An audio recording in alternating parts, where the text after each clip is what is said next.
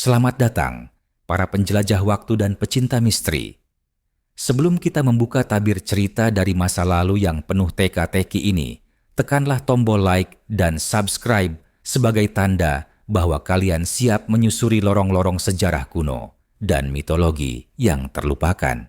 Bersiaplah, karena perjalanan kita akan segera dimulai.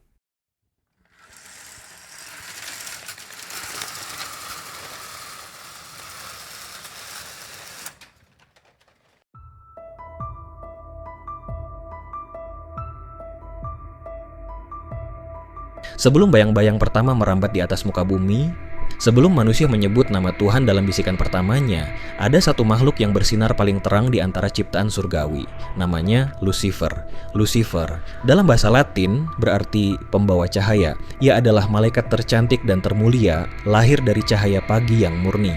Sayapnya memantulkan kilau bintang, suaranya melengking bagai seruling langit. Di antara para malaikat, dialah yang paling dekat dengan singgasana ilahi. Ia bukan hanya pemimpin pujian surgawi, ia adalah lambang kesempurnaan itu sendiri. Namun, dari kemuliaan, itulah kesombongan mulai tumbuh. Lucifer mulai bertanya dalam dirinya, mengapa aku hanya menyembah, bukan disembah? Mengapa tak aku yang duduk di tahta tertinggi? Saat manusia pertama diciptakan dari tanah, Lucifer merasa dirinya direndahkan. Ia menolak memberi hormat. Api dalam dirinya menyala, bukan api ketaatan, melainkan api pemberontakan. Dari sinilah sejarah mulai terbelah. Lucifer tidak diusir, ia terjatuh. Didorong oleh kehendak bebas yang dulu dianugerahkan kepadanya. Langit pun menangis, dan bintang-bintang menjadi saksi ketika sang malaikat bercahaya berubah menjadi sosok yang dikenal dengan banyak nama. Iblis, bintang fajar, dan dalam bisikan gelap, pangeran neraka. Namun, yang menarik, Lucifer tak pernah kehilangan cahayanya. Ia tetap bercahaya, namun bukan untuk menerangi, melainkan untuk membutakan. Ia tak menghilangkan keindahan wujudnya, namun menggunakannya untuk memikat. Ia berjalan di antara bayangan dunia, menawarkan kebebasan, kuasa, dan pemberontakan atas tatanan semesta. Bagi sebagian, Lucifer adalah lambang kejatuhan. Namun bagi yang lain, ia adalah simbol pembebasan dari aturan mutlak. Kini, di antara 7 penguasa neraka, ia duduk paling tinggi. Tidak karena tahta yang diberikan, tapi karena keagungan yang diambil sendiri. Sebab di kerajaan kegelapan, hanya satu hukum yang berlaku. Siapa yang paling berani melawan surga, dialah yang berhak memerintah neraka. Dan itulah awal dari kisah para pangeran kegelapan.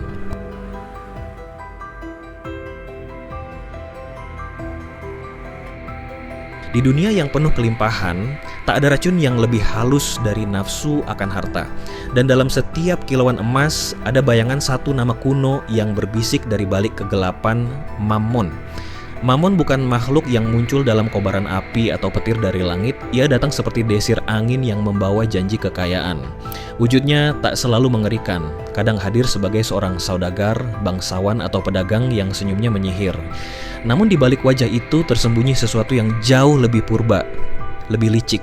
Dalam catatan kuno, Mammon adalah malaikat yang jatuh karena tak lagi menyembah cahaya, tapi membungkuk pada kekayaan.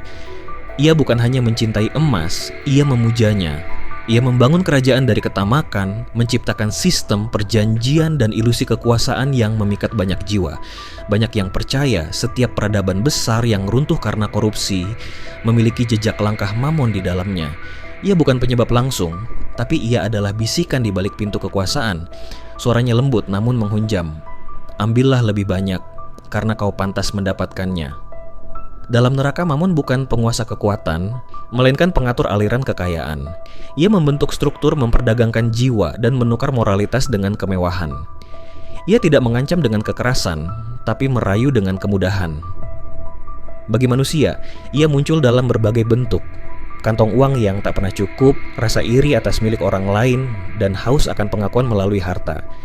Ia menyelinap dalam peradaban, mengubah kerja keras menjadi kerakusan, dan keberhasilan menjadi kejatuhan. Mammon tidak menghancurkan dengan badai, ia menggerogoti perlahan, seperti karat pada logam mulia. Dan ketika seseorang mulai menukar kebenaran dengan harga, saat itulah pangeran ini mulai membangun tahta kecilnya di hati mereka. Dalam hierarki 7 pangeran neraka, Mammon bukan yang paling kuat, namun dialah yang paling mengakar. Sebab selama manusia masih mengukur kebahagiaan dengan benda, selama masih ada harga untuk segalanya, selama itu pula Mammon tetap hidup, dan ia akan terus menghitung.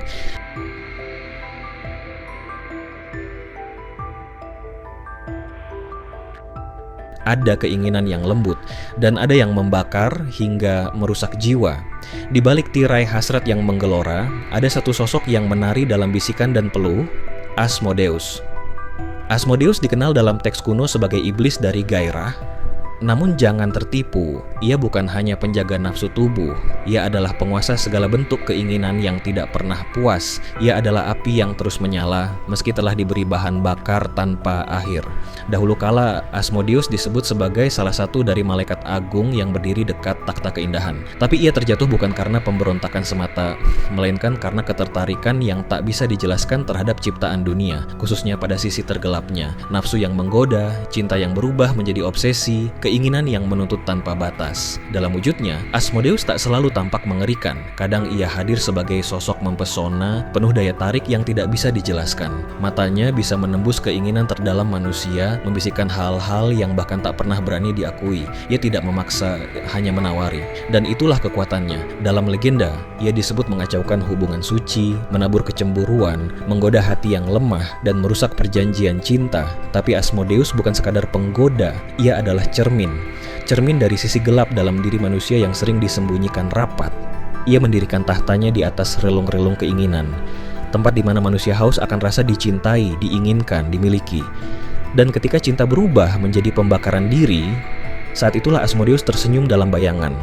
Di neraka, Asmodeus memimpin legiun yang mengobarkan hasrat. Ia bukan dewa cinta, ia adalah distorsi cinta. Ia tidak menciptakan perasaan, tapi membelokkannya. Dan di antara para pangeran neraka, dialah yang paling berbahaya. Bukan karena kekuatan fisik, tetapi karena ia menguasai medan perang terdalam, hati dan pikiran.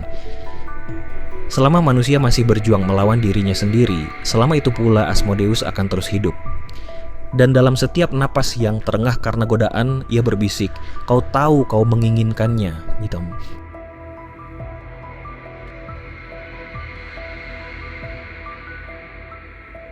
Ketika bau kebusukan menyebar dan kerumunan lalat berputar tanpa arah, di sanalah Beelzebub menari. Di tengah kekacauan, ia membisikkan satu hal, keteraturan adalah ilusi. Beelzebub.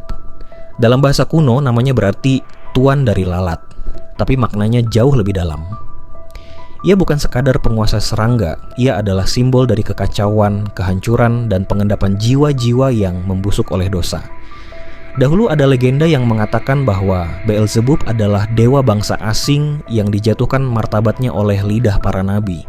Namun dalam versi lain yang lebih kelam, ia adalah malaikat yang dahulu menjaga keseimbangan, namun jatuh karena hasrat untuk menciptakan tatanan baru dari kehancuran. Ia percaya bahwa dunia yang sempurna hanya bisa lahir dari runtuhnya dunia lama. Dalam neraka, Beelzebub bukan raja dengan mahkota emas. Ia adalah pemimpin bayangan, arsitek kekacauan. Ia membisikkan ide-ide gila kepada para penguasa dunia, menyalakan perang yang tak perlu, dan merusak ketertiban dengan satu hal, keraguan. Ia tak memukul, ia menggoyahkan, tak menyerang langsung, namun melemahkan dari dalam. Lalat-lalat yang berkerumun di sekitar Beelzebub bukan hanya serangga. Mereka adalah lambang dari jiwa-jiwa yang membusuk oleh kebohongan, pengkhianatan, dan keputusasaan. Di balik suara dengungnya terselip nada-nada bisikan yang menyusup ke dalam pikiran manusia, membisikkan bahwa semua aturan adalah tipuan, bahwa kehancuran adalah awal dari kebebasan. Ia tertawa dalam kerusuhan. Ia menari di atas abu peradaban yang terbakar. Di antara para pangeran neraka, Beelzebub adalah jenderal kekacauan, dan sekali ia masuk ke dalam sistem, maka tidak ada struktur yang akan bertahan lama. Dalam dunia manusia, Beelzebub menyamar sebagai ide-ide yang tampak brilian namun menyesatkan. Ia hadir di ruang kekuasaan, di mimbar, di forum, dan dalam setiap kebijakan yang tampak masuk akal, namun membawa kehancuran perlahan. Ia bukan hanya musuh keteraturan, ia adalah penantang realitas. Dan selama manusia terus mempercayai bahwa ketertiban bisa dicapai tanpa pengorbanan, selama itu pula Beelzebub akan tertawa dalam kegelapan, memimpin pasukannya dari balik bayang-bayang bau busuk dunia.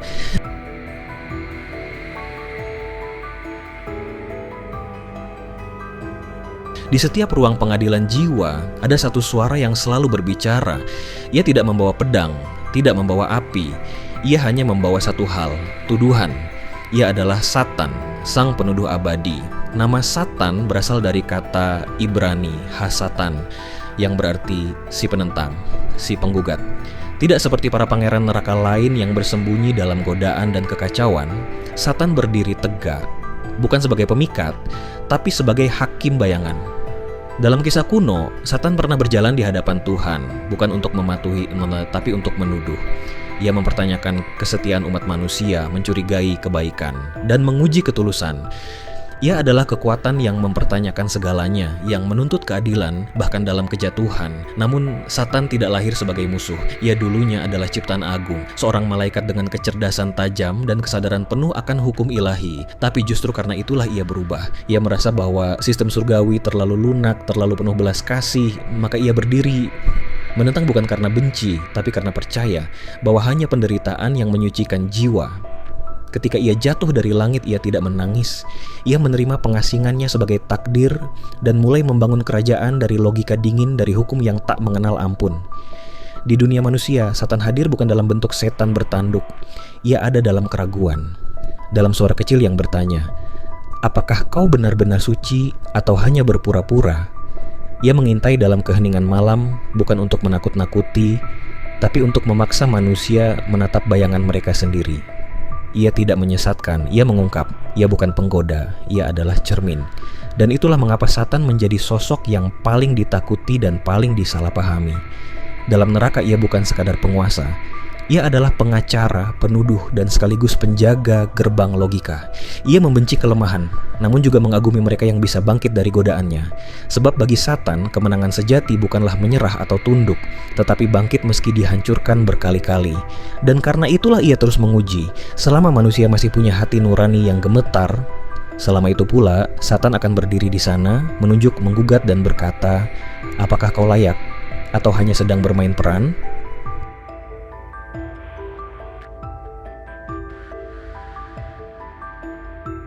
Tidak semua kejahatan datang dalam bentuk gemuruh dan darah. Ada yang datang seperti kantuk di siang hari, seperti suara lembut yang berkata, "Nanti saja, besok bisa." Itulah bisikan Belphegor. Belphegor bukan iblis yang berteriak. Ia tidak menyerang seperti Lucifer, tidak memikat seperti Asmodeus, atau menggugat seperti Satan.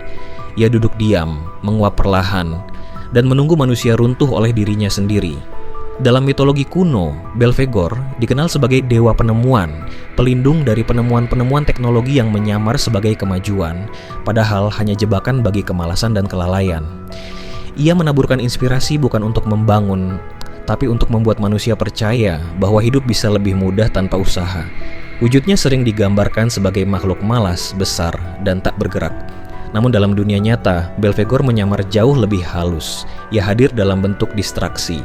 Waktu yang terbuang di tengah pekerjaan, ide-ide cemerlang yang hanya tinggal konsep, dan ambisi besar yang tak pernah dijalankan. Ia tak memaksa manusia untuk gagal, ia hanya menunda kemenangan mereka hingga terlambat. Dalam kerajaan neraka, Belphegor tidak memimpin perang.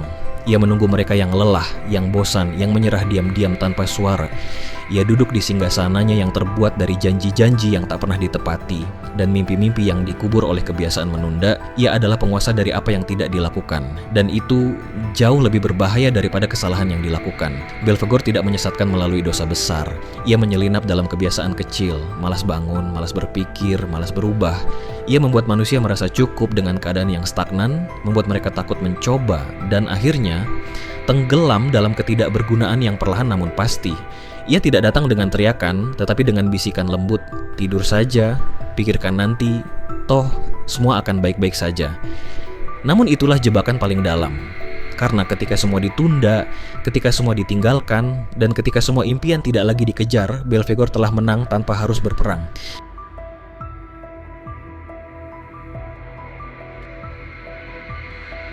Di dasar lautan terdalam, di antara arus yang tak pernah tenang dan gelap yang tak bisa ditembus cahaya, bersemayam satu makhluk purba.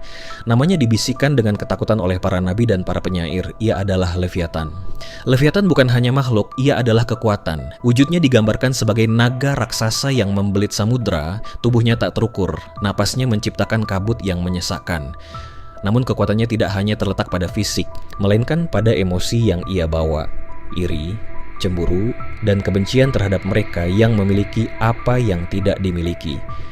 Dalam catatan kuno, Leviathan adalah penjaga gerbang antara dunia bawah dan dunia manusia. Tapi lebih dari itu, ia adalah simbol dari hati yang terbakar oleh rasa tidak pernah cukup.